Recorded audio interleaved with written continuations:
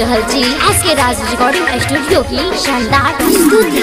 DJ Amit Tiwari हाथी चढ़ी अइलै सवार बाबा विश्वकर्मा हाथी चढ़ी अइलै सवार सिंगर गोविंद गुरैया बाबा विश्वकर्मा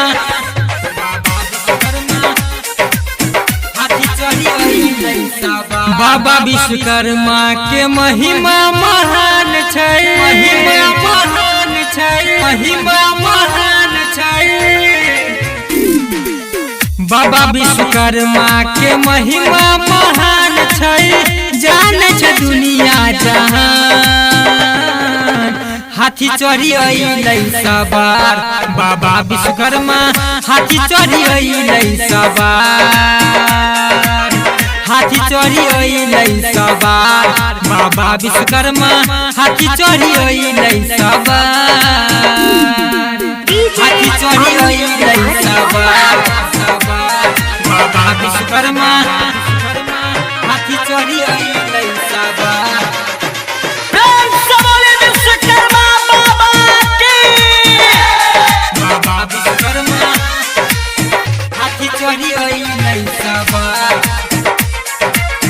हाथी चढ़ी अइलै सवार बाबा विश्वकर्मा।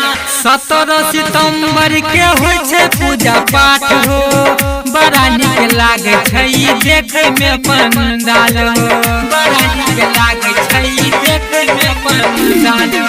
17 सितंबर के होइ छै पूजा पाठ हो, बड़ा नीक लागे छै देखे में पंडाल हो। गह गह करे छै सबे गाँव टोला, भगतन पदहन दिया।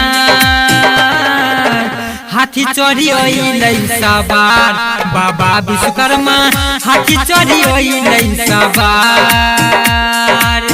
हाथी चढ़ी अइलै सवार बाबा विश्वकर्मा हाथी चढ़ी अइलै सवार। हाथी चढ़ी अइलै सवार बाबा विश्वकर्मा हाथी चढ़ी अइलै सवार। अमित तिवारी बाबा विश्वकर्मा हाथी चढ़ी अइलै सवार बाबा विश्वकर्मा। एक हाथ हथौड़ी बाबा एक हाथ किताब हो, देख में लागे बाबा तोहर मुस्कान हो, देख में लागे बाबा तोहर मुस्कान। एक हाथ हथौड़ी बाबा एक हाथ किताब हो, देखे में लागे बाबा तोहर मुस्कान हो। गोविंद गोरैया बाबा गायबे का सुनाब अपना पूरा अरमान। हाथी चढ़ी अइलै सवार बाबा विश्वकर्मा हाथी चढ़ी अइलै सवार।